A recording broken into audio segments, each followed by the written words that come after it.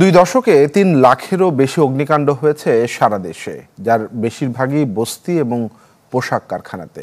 পরিসংখ্যান বলছে প্রতি বছরই আগুনে পুড়ছে কড়াইল বস্তি। সুষ্ঠু পরিকল্পনার অভাব আর রাজনৈতিক কারণে এমন ঘটনার পুনরাবৃত্তি বলে মত বিশ্লেষকদের। ফয়সাল হোসেনের রিপোর্ট।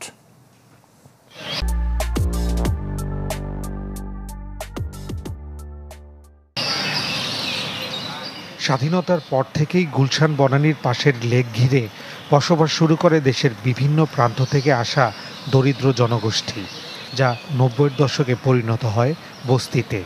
সরকারি জমিতে গড়ে ওঠা এই করাইল বস্তি যেন ঢাকার বুকে আলাদা এক পৃথিবী।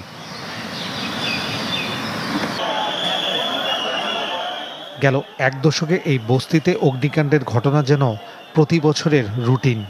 ২০১৬ সালের ডিসেম্বরে ভয়াবহ অগ্নিকাণ্ডে প্রায় ৫০০ ঘর পুড়ে গিয়েছিল। এর রেশ কাটতে না কাটতেই ২০১৭ সালের মার্চে, ২০২৩ সালের ফেব্রুয়ারিতে, ২০২৪ সালের মার্চেও বড় ধরনের আগুনের ঘটনা ঘটে। সবশেষ মঙ্গলবারের লাগা আগুনে পুড়েছে শত শত ঘর।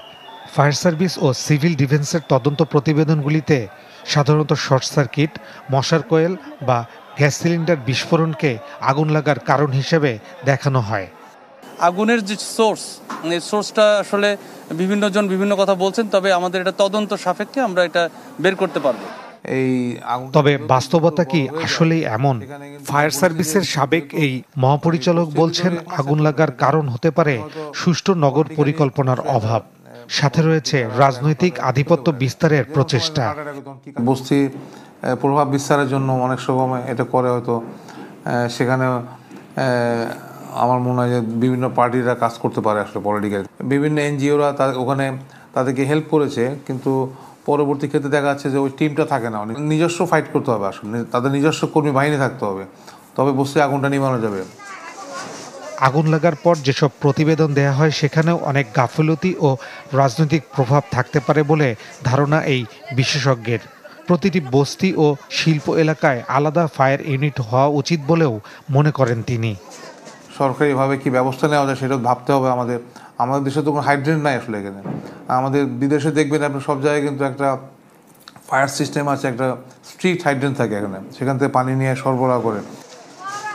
ফায়ার সার্ভিসের তথ্য বলছে, গেল ২ দশকে ৩ লাখেরও বেশি অগ্নিকাণ্ডে প্রায় ২,০০০ মানুষ প্রাণ হারিয়েছে।